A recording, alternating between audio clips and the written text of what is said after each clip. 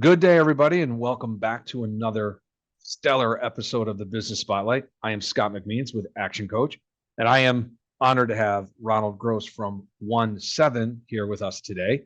Ronald's going to take us through a little bit of his journey, tell us about his business, and some of the things that are both highlights and lowlights with respect to owning your own business. So, Ronald, welcome to the channel. Thank you. I'm going to turn the microphone and the lens over to you so you can tell everybody a little bit about yourself and your business. So the floor is yours. I'll give the Cliff's Notes version. I graduated college in '83 and was an accountant for 6 years. So I'm a recovering accountant. Decided I didn't want to live my life in 6-minute increments. So I joined a retirement planning firm in 1989. I was grateful to have a terrific mentor named Jack Moskal, who treated me like my almost like his own child. 3 of us bought the business in 2002, and I had bought my partners out from that business in 2014 and 2020. As a parallel, in 2016, my nephew, who worked for me at the firm was MGO at the time, and another friend named Todd Resnick started a business called OneSeven. So when my friends asked me, why did you start another business? You already had one. Although I felt like an entrepreneur at MGO, I had an ego that said, well, I didn't start the business. I bought the business. Now, having said that, Elon Musk didn't start Tesla either. He bought Tesla, but people consider him an entrepreneur, but I didn't feel that way. So also at that same time, I had a personal situation in my life where my son, who was a Division I wrestler at Northwestern, called me and said, Dad, I have a problem, late in 15. And he came home and went through drug rehab, and great news, he's 8 years sober, new father, he's doing great. So part of the starting of the business in 16 was to, one, because my ego and start my own thing and start from scratch. But the other thing was I engulfed myself in some other activities, so I didn't really have to deal with the front that I was dealing with at home. And then good news is in 2022, we merged the 2 businesses. And at the same time, we took in a 20% equity partner called Merchant Investment Management out of New York. And we've been ready to rock and roll since mid 22. That is a very quick Cliff Notes version, and I appreciate you walking us through that. So I'm going to take a couple steps backwards just to give people a clearer picture of what MGO and what OneSeven, now the new company, what is it that you do? What is it that makes you special and unique? So walk us through, what is it about your business now and what we can at least learn and appreciate about it? Sure. So MGO, the first business, was a retirement plan consulting firm and investment management firm where our specialty was managing 401k plans. We built that business to about 1.2 billion in assets, and it's running, still running as a division of OneSeven. OneSeven is what they call a registered investment advisory firm, where independent advisors can tuck into our ecosystem and get a better life than they have at Merrill Lynch, Bank of America, that kind of.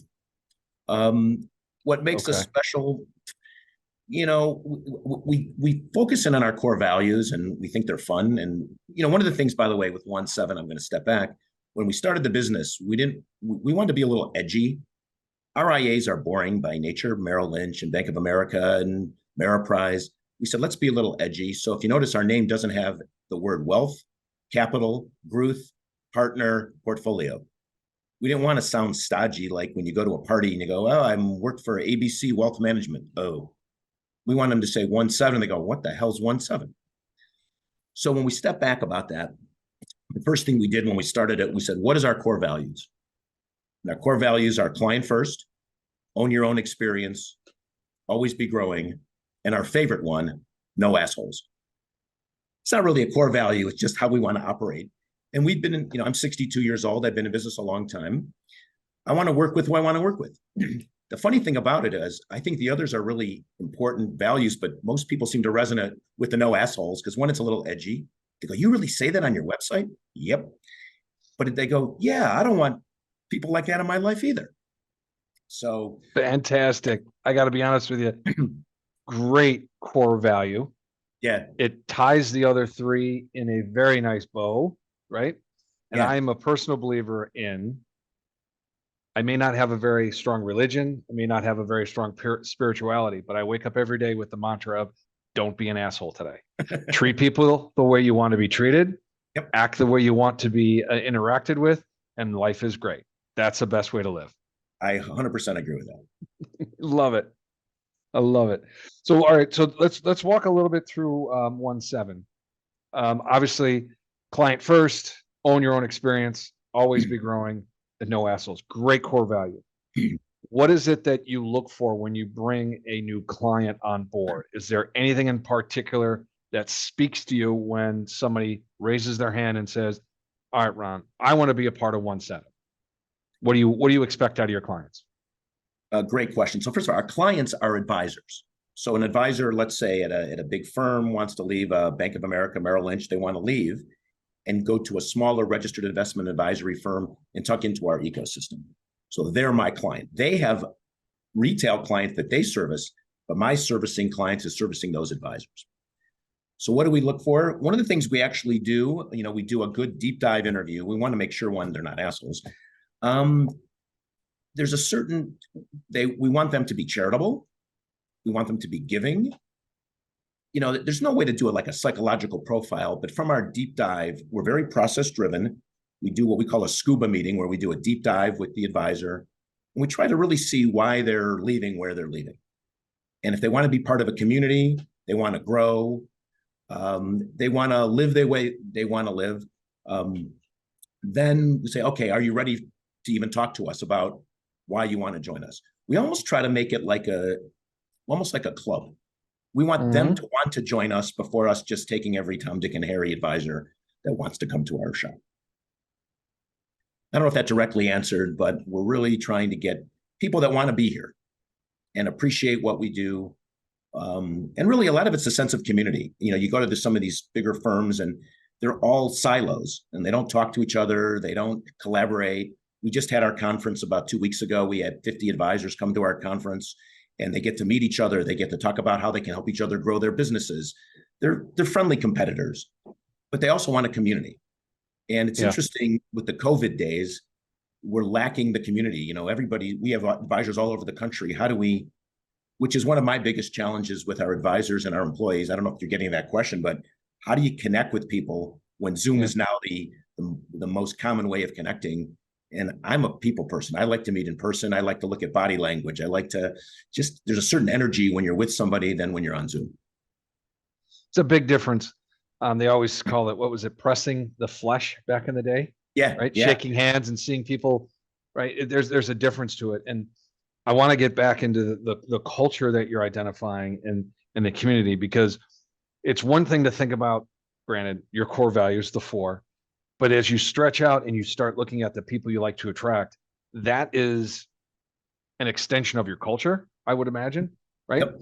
So and thank you for the clarification. You said your clients aren't John Smith that lives on Elm Street. Your client is the advisor that John Smith uses. So you're trying to get that advisor the best information to make John Smith's life better. Very keen, distinguished. I appreciate you taking time to explain that to us.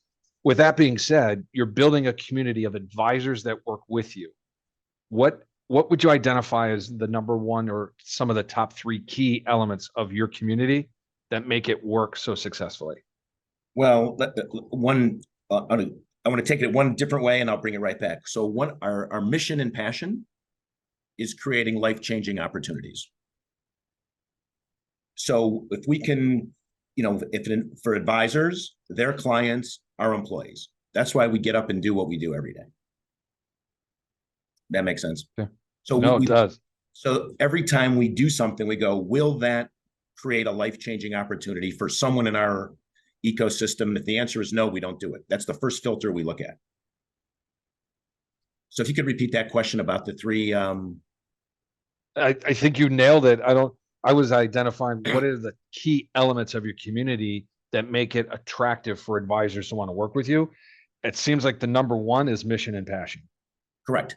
100%. Yeah. If there's anything else that would be on par with or just underneath mission and passion that you want to speak to from a community perspective, the floor is yours. I think I already know it, but I want to hear it from you. Oh, geez. I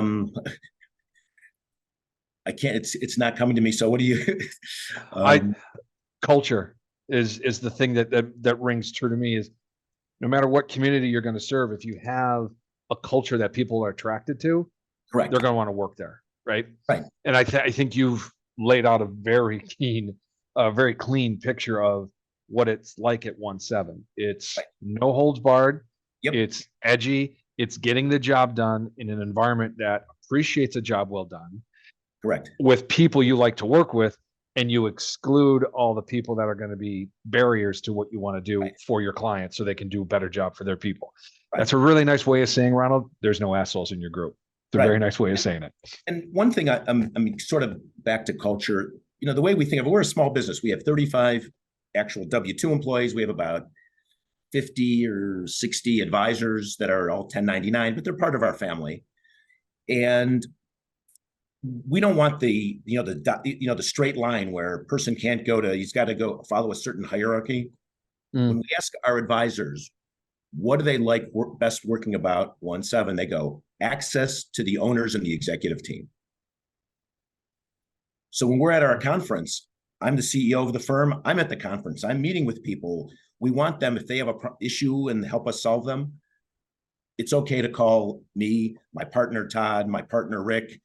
We don't want to create this hierarchy we don't want to create a hierarchy, if you will. I mean, there's always a hierarchy on who reports to who, but we don't want to we want every associate to be able to feel they can reach out to any associate. And I'm the type that, if everybody agrees with me, there's no need. If you and I agree on everything, there's no need for one of us. I want my employees to challenge. If they think, I don't want them to feel uncomfortable challenging. And it could be their superior, it could be the CEO, it could be a partner, it could be a client. We want them to feel they have the authority to challenge, and we want to create that kind of. I hope that communicated. I think you make a very valid point, and if I can, I'm going to put it in the context of the way my mind works. Right? You want to give people the attitude and the ability to challenge to a point where they're uncomfortable, or challenge to a point where the business is uncomfortable, because that's where you grow. It doesn't mean that people have the autonomy to make decisions and unilaterally change the rules, but it does give people the opportunity to raise a question or raise an opportunity to say, what if we did it this way? Or what if we took a different approach? Because to me, and I appreciate you giving this back and forth dialogue, because this is great. It's more important to have a culture that accepts a little bit of a challenge to the status quo, because that's what allows you to bump out of your comfort zone and get bigger and more thought process towards getting better. Because if you always stay in a rut, you're always in a rut. Yep. You never change. Yeah. And this is it relates to culture on my philosophy. I despise turnover. And it's interesting. I talk to peers, and some people like turnover because it keeps your costs down. So, I have one employee I'm thinking of, my former partner, 35 years, Ted's 30, Lisa's 29, Mike's 29, Melanie's 25, our longest employee's at 47. So I don't want to create an environment where you're capped out and you can't grow anymore, or you're making too much money. So we want to, hire the young whippersnapper out of college. This is a technical pension investment term. It's blochy to me.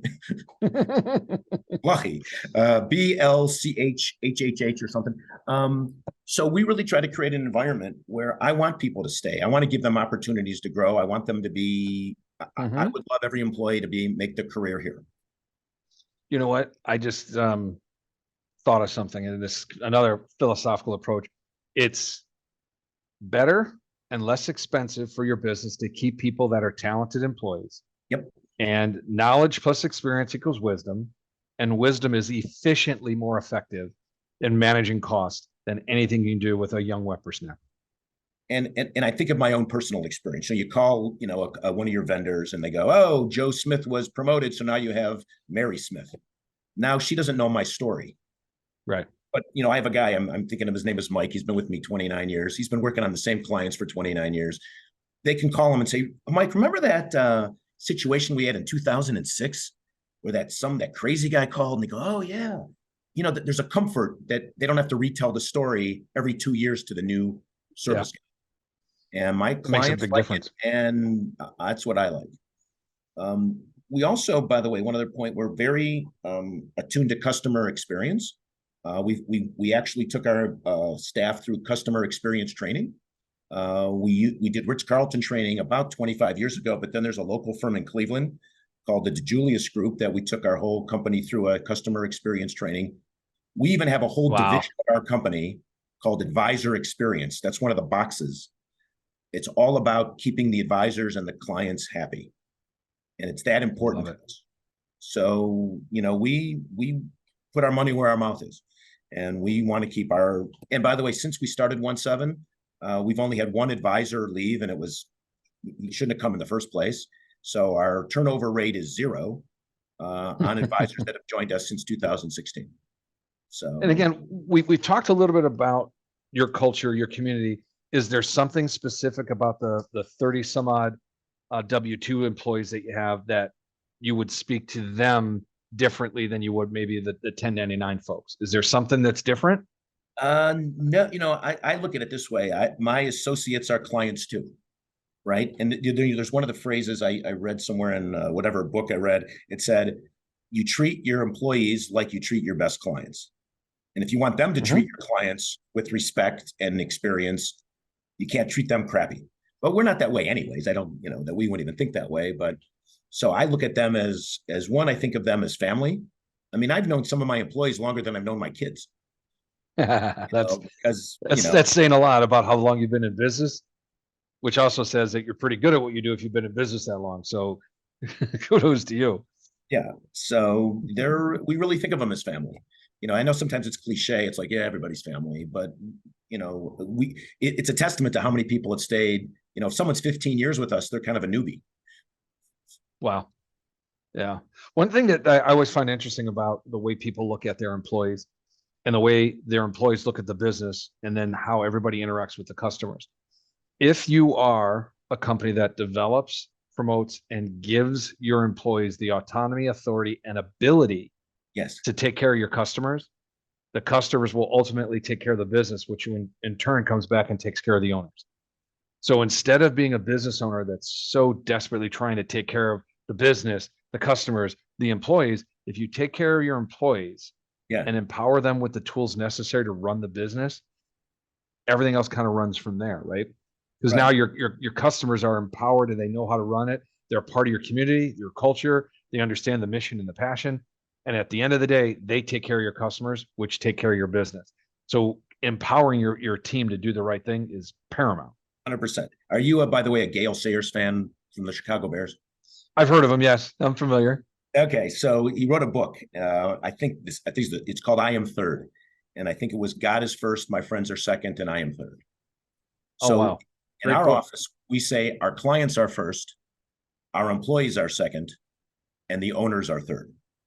So if we make every decision in that order, right? So if it's good for my Mm-hmm. clients, okay, is it good for my employees? If the answer is no, then we don't do it. If it's good for my employees, but not my clients, we don't do it. So if it's good for my clients and it's good for my employees, then it's an easy answer of yes. So I just like the book too. No, I love it. I love the idea that you look at it as it's taking care of them first, then ourselves, then ultimately me as a business owner, because it trickles that way. It's a really good way to look at it. I appreciate that. Thanks for saying that. So as we get a little bit further into this, what would you say to a young person trying to start out in business? What advice would you give? That's really good. One, stay laser focused. Okay. One of my challenges is I'm like a squirrel sometimes, and they'll go, here's a nut, and here's a nut, and here's a nut, and I realize I got to stay laser focused. Two, be process driven. Don't deviate from the process. I Excellent. like movie quotes. There was a movie quote from A Few Good Men, and he said, and Jack Nicholson said, "We follow orders or people die." In our Mm-hmm. office, we say we follow process or people die. So, All so right. and it's really stay laser focused and don't bite off more than you can chew. And Good number one. three, cash is king. You have to manage your cash. Revenue All means right. nothing. Gross revenue, who cares? It's what the net revenue is and what your cash flow is, and manage your cash and, controlled growth, things like that. I don't know if that, and I've made plenty of mistakes in those areas going after shiny objects. You go, what the hell were we thinking? Because it Yeah. sounded cool at the time, and you go, oh my God, I can't believe we did that. Well, then you think about, then you have to go back, be laser focused, and then process driven. Don't deviate, and then cash is king. It follows suit. It's Yep. very good. All right, good question for you here. What would you tell an 18-year-old Ron Gross about life, about business, about yourself? What would you say? Yeah. Okay, I got it.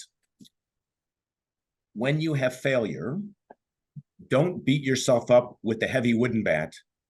Beat yourself up with the red squishy Nerf bat. Wow. Okay. I take failure really hard, and one of my mentors actually gave me that. His name is Jason, and I'm really hard on myself when I don't succeed at something.